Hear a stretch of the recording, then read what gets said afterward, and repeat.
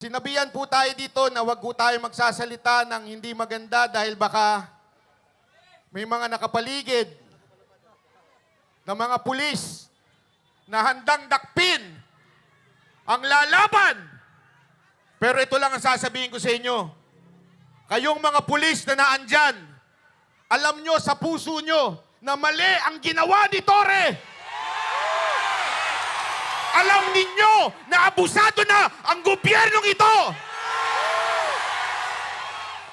Kung hanggang ngayon nagbubulag-bulagan pa kayo, anong tawag sa inyo? Traidor sa bayan na ito.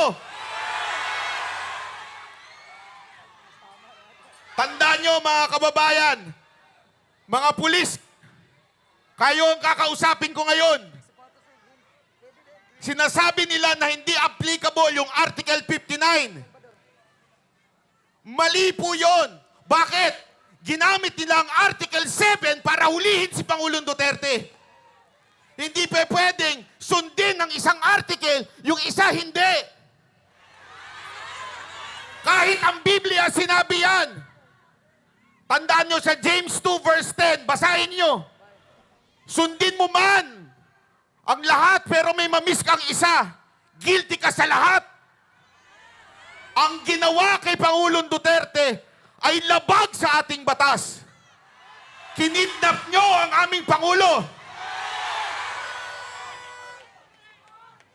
Susubukan ko lang to the international media. This is not about Duterte and Marcos. This is not about America, US, Japan. No. This is about humanity. They kidnap our president. What will you do? Uulitin ko po, hindi tayo nananawagan dito ng kaguluhan, rebellion. Dahil ako po ay against dyan. Dahil I believe in Romans 13 verse 1, submit to the authority. Pero, kailangan natin ilabas ang sama ng ating loob dahil yan ay protektado ng ating konstitusyon.